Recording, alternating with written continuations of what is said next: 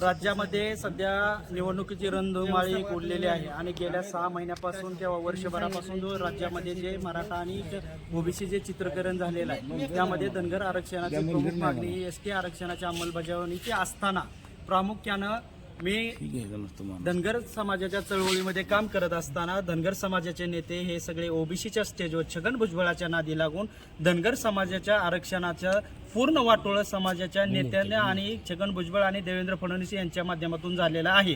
कारण हे सर्व नेते धनगर समाज नेते ओबीसीच्या स्टेजवर भुजबळांच्या जातात आणि धनगर एसटी आरक्षणाच्या अंमलबजावणीसाठी तिथं एकत्र असलेले नेते एका धनगरच्या एसटी बजावणीसाठी एका स्टेजवर येत नाही आहेत। त्यामुळे माझे धनगर समाजाच्या माध्यमातून छगन भुजबळराव यांना अपील आहे की तुम्ही धनगर आरक्षणासाठी तुमची भूमिका जाहीर करावी। जिरवळ हे तुमचे सहकारी आहेत, मग जिरवळांची जी भूमिका आहे ती तुमची भूमिका आहे का?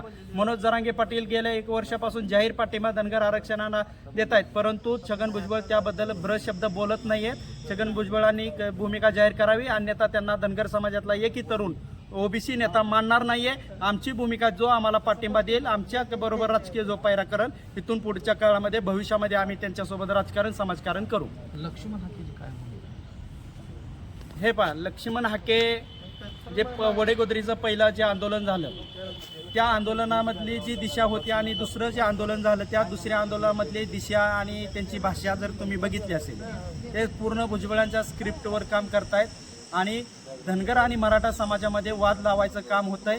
त्याचे मी तुम्हाला पुरावे देऊ शकतो। लोकसभेच्या काळामध्ये त्यांनी मराठा समाजाच्या तरुणांना काळं फसण्यासाठी सुद्धा पैसे दिले होते, परंतु तो प्रयोग सक्सेस झाला नाही।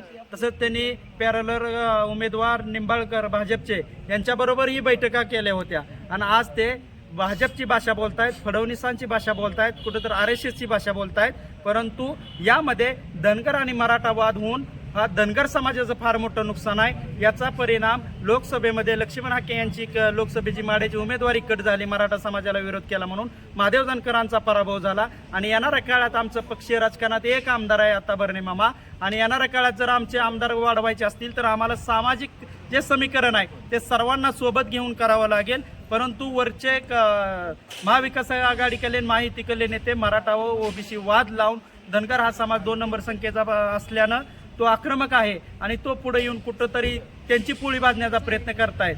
त्यामुळं पण त्याचं सगळ्यात जास्त नुकसान हा धनगर समाजाचं होत आहे। मराठा आणि धनगरमध्ये कोण वादला होता?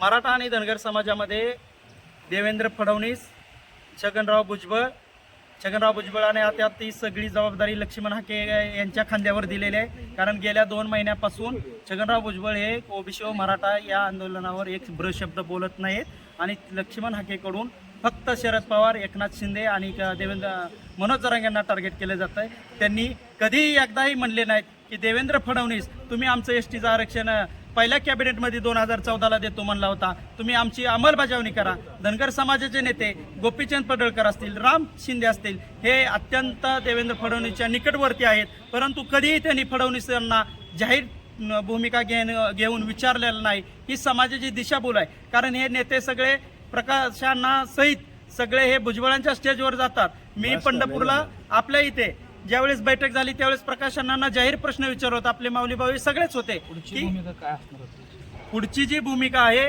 ती धनगर समाजाचं आम्ही प्रबोधन मी पूर्ण महाराष्ट्रभर करणार आहे। जो आमदार तुम्हाला मत मागायला येईल त्यांनी तुमचे विधान परिषदेमध्ये तुमचे प्रश्न किती मांडले आणि येणाऱ्या काळात तुमच्या आरक्षणाला जो लेखी पाठिंबा देईल त्यालाच मतदान करण्याचं आवाहन करणार आहे। आणि ज्या मतदारसंघामध्ये 70-80 हजारपेक्षा जास्त धनगर समाजाची जी लोकसंख्या आहे तिथं धनगर समाजाने आपली उमेदवारी द्यावी आणि राजकीय पायरा करून आपले राजकीय उमेदवार जास्तीत जास्त या विधानसभेमध्ये पाठवण्याचं आवाहन करणार आहे आपल्या माध्यमातून।